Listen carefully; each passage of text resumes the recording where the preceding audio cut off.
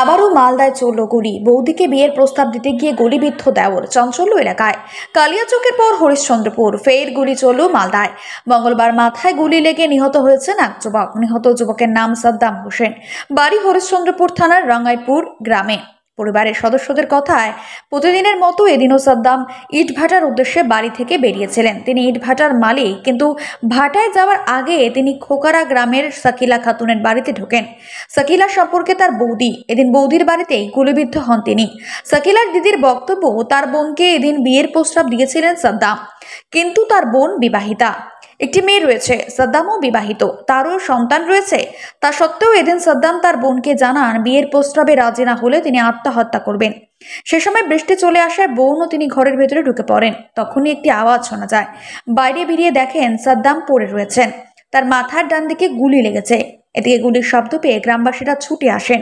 তড়িঘড়ি সাদ্দামকে হরিশ্চন্দ্রপুর গ্রামীণ হাসপাতালে নিয়ে যাওয়া হলে তাকে মৃত বলে ঘোষণা করেন চিকিৎসকেরা। খবর পেয়ে ঘটনাস্থলে তদন্তে আসে হরিশ্চন্দ্রপুর থানার পুলিশ। এসডিপিও সোমনাথ সাহা জানান, গোটা ঘটনা নিয়ে তদন্ত শুরু হয়েছে। এই ঘটনার পেছনে পরক্রিয়ার কোনো কাহিনী রয়েছে কিনা সেটাও খতিয়ে দেখা হচ্ছে। প্রাথমিকভাবে ধারণা করা হচ্ছে সাদ্দাম আত্মহত্যা করেছেন। মৃতদেহ ময়নাতদন্তে পাঠানো হয়েছে। জিজ্ঞাসাবাদের জন্য সাকিলা খাতুনকে আটক করা হয়েছে। তবে প্রশ্ন উঠছে, সাদ্দামের হাতে আগ্নেয়াস্ত্র কোথা থেকে আসলো, কে দিল তাকে? ঘটনাটা ঘটলো কি, আমরা সবাই মিলে থালা বাসন সকালকার ধুচ্ছিলাম। ধুতে ধুতে আমি আবার বৃষ্টি আসলো, তো আমরা গোসল ভেঙে গেছিলাম, তো ভাবলাম একটু গোসল করব। আমাদের চোখের সামনে থেকে আসলো, এসে হুট করে গেট বন্ধ করে নিল। সাদ্দাম এসেছিল। কোথায় এসেছিল?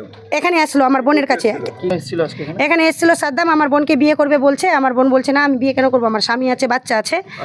তখন বলছে তুই যদি আমাকে বিয়ে না করিস তাহলে আমি সুসাইড করব। তখন ওই জিনিসটা বা বুঝতে পারিনি যে সত্যি এই মতো ও করে নিবে। তখন ও বন্দুকের যখন আওয়াজ আসলো, তো আমি নিজে শুনলাম। আমি যতক্ষণ পর্যন্ত এই ঘটনা ঘটলো আমি আছি বাড়িতে। ওর যখন বন্দুকের আওয়াজ আসলো, তো আমরা বুঝতে পারিনি যে এটা বন্দুকের আওয়াজ, কিন্তু আমরা এটা ভাবলাম হয়তো আলমারিটা হয়তো ভেঙে দিয়েছে। এটা ভাবলাম হয়তো আলমারিটা জিনিসপত্র ভাঙছে। ততক্ষণে যখন সাফল দিয়ে গেটটা ভাঙলো, ততক্ষণে দেখছি রক্ত ঢেউ পড়ে আছে। তখন আমরা হসপিটালে নিয়ে যাওয়ার যোগাযোগ করছি। কেউ আছে বলছে না বেঁচে আছে, কেউ বলছে মারা গেছে। তখন আমরা বললাম যে না, তবু ডক্টরের কাছে নেওয়া উচিত। আর আমরা লোক থেকে কেন লুকাইবো জিনিসটা, সে সুসাইডটা তো নিজেই এসে করেছে। আচ্ছা, বন্দুকের আওয়াজ, গুলির আওয়াজ? হ্যাঁ, পেয়েছি গুলির আওয়াজ। বন্দুক কার হাতে ছিল? আমরা তো ছিলাম না বাড়ির ভিতর। তাহলে গুলিটা কে চালালো? নিজেই চালালো, নিজের দিমাকে। দেখলেন আপনি? আমরা দেখলাম কেন, পুলিশ দেখলো, বন্দুক টন্দুক নিয়ে গেল। পুলিশ ছিল যখন গুলিটা চলে? না, গেট বন্ধ ছিল, গেট বন্ধ ছিল। আচ্ছা। আর গেটটা আমরা সাফল দিয়ে কেটেছি, পাড়ার মানুষও দেখেছে। অথচ আমরা যে খুলেছি তখন আমরা জিনিসটা দেখতে পেয়েছি, বন্দুকটা পড়ে ছিল।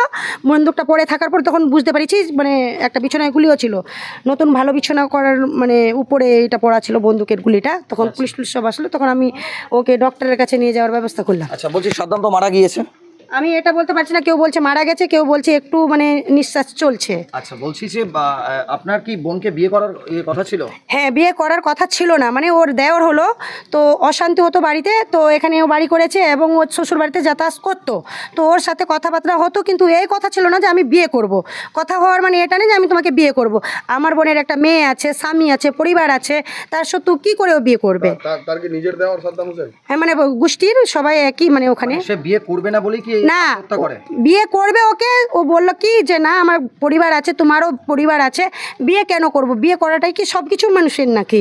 আমার লাইফ নাই নাকি? আমি বাড়ি ঘর করলাম বিয়ে করার জন্য কাউকে? তাহলে কি ওকে নিজেই সুসাইড করেছে? হ্যাঁ, নিজেই সুসাইড করেছে। কিভাবে সুসাইডটা করলো? ও কিভাবে করলো আমরা জানি না, কিন্তু হুট করে গেটটা যখন বন্ধ করলো, তখন আমরা মানে ওই কান্নাকাটি করলাম যে কিসের একটা আওয়াজ আসলো। তো আমরা এটা ভাবিনি যে বন্দুকের আওয়াজ, সেটা আমরা এটা জানি যে ঘরের মধ্যে কাচের আলমারি আছে, তো আলমারিটা ভেঙেছে মনে হয়, আমরা এটা ভেবেছি।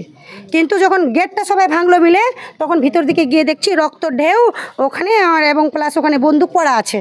তখন বন্দুকটা পড়ে যখন আছে, তো এটা তো বাচ্চাও ছেলে বলতে পারবে, তাহলে নিজেই করেছে। তো কি নাম আপনার? আমার নাম হলো আয়েশা, ওর আমি বড় দিদি। আচ্ছা, মানে আপনার কি সাকিলার বড় দিদি? হ্যাঁ, আমরা সবাই মিলে গোসল করছিলাম, ও হুট করে গিয়ে গেটটা বন্ধ করেছে। এতটুকু যদি ভাবা থাকতো তাহলে তখনই আমরা গেটটাই করি। রেকর্ডিংও আছে ওর।